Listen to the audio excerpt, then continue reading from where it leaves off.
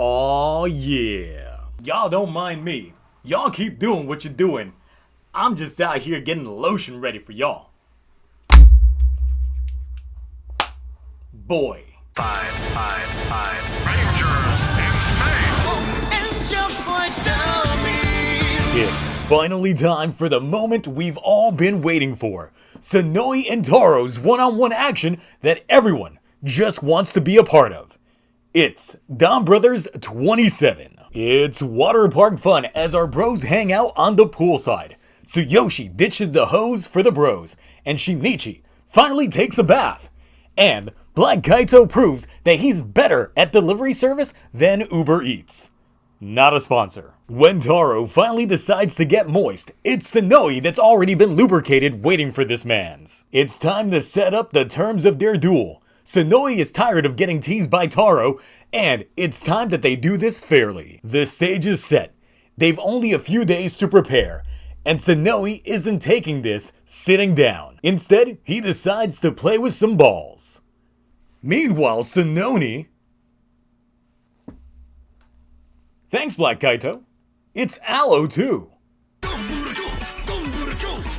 That hit kinda different. Shows up questioning his practice methods, with Sonoza smelling Momo's ball, suggesting that they spice things up. We get the best villain training montage of the franchise following this. While Sonoi gets roughed up and scuffed up by his homies, it's Taro who's being told to train. But how do you train a perfect individual such as him? You don't.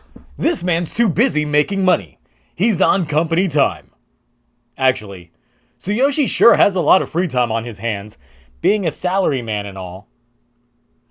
Time for more ball busting with Sonoi. In a constant state of ball fondling and staff penetrations, he's learned the perfect technique to take on Taro. And with that, the time has come for our dramatic confrontation. The clock strikes noon as Sonoi waits at the quarry. 12:30.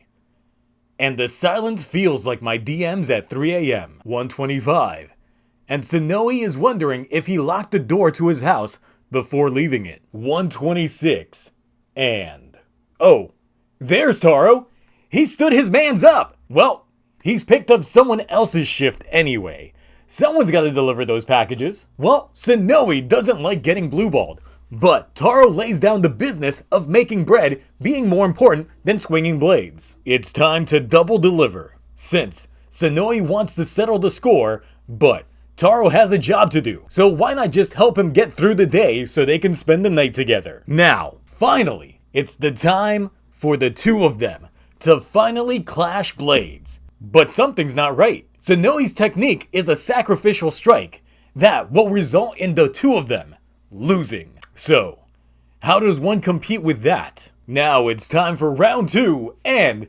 Jiro, what the hell are you doing here? Sonoi just wanted Don Classic, not Don Zero. Aw fuck, here comes Cherry Vanilla Don. Haven't seen this man longer than the Sononi drought of 2022. Turning this intimate get-together into a full-on orgy, the party doesn't stop there when someone decides to bring in Grape Fanta to the mix, disguised as mystery flavor. Transforming into the Maji Ranger Hitotsuki, I'm conflicted, because I like Maji Ranger, but I hate Grape Fanta.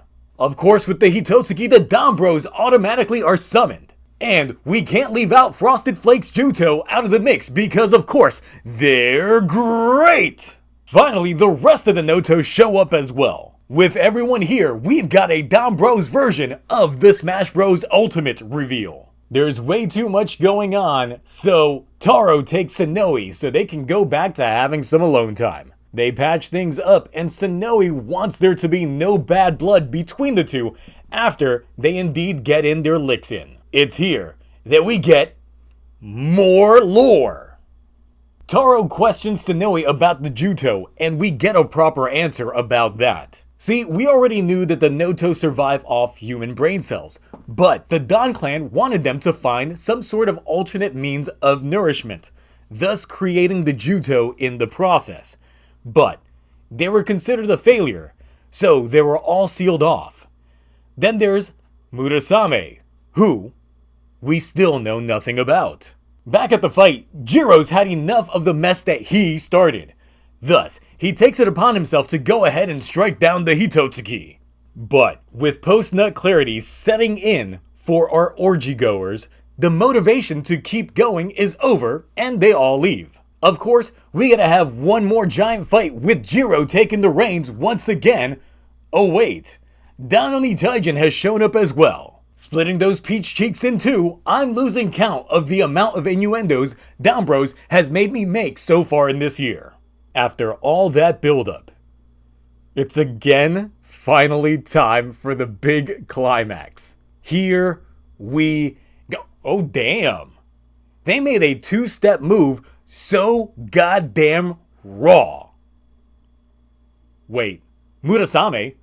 What are you doing to his body? Plot seekers, are you satisfied?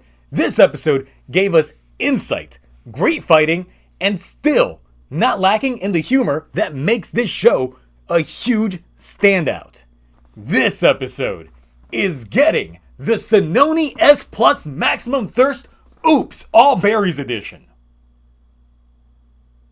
See, this episode hit on multiple fronts that I personally enjoyed. First off, we get a proper explanation to what the Juto are, being a failed experimental race created by the Don clan to satisfy their brainwave hunger. Though their level of hierarchy in regards to this failure, as well as the Juto puppet master, still remains a mystery in terms of their involvement with the Don clan as a whole. Second, Murasame is on the Noto side, but the conflict between him and Sonoe in earlier episodes make me wonder if he just had disagreements with the Noto High Council. Was Murasame a failed Don Clan experiment, or an experiment by the Noto to create an artificial Don Clan member? What's odd is after Sonoe is defeated, he's quickly picked up by Don Murasame. So third, Sonoe will return. Maybe with a new body and even maybe a new form. Just maybe, how many times am I going to say maybe? He will be merged with Murasame to give himself a more physical form, which would prove my earlier theories correct. Nah, it'll probably still end up being something out of left field that I just won't see coming. Finally, through this, we got a good character arc with Sonoe wanting to properly settle the score with Taro the right way, especially after taking advantage of him the first time. So this felt like a proper earned fight that we had some downtime leading up to it.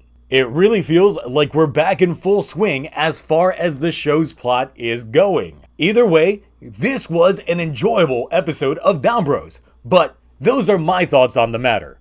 How did you guys feel about this explosive return to form for the show? The clash of blades, Sonoe's demise, Murasame's trying to be relevant, and Jiro just ruining things. Anyway, that's it for me. I will catch you all on the next one. Stay hydrated. It's hot. So, bye.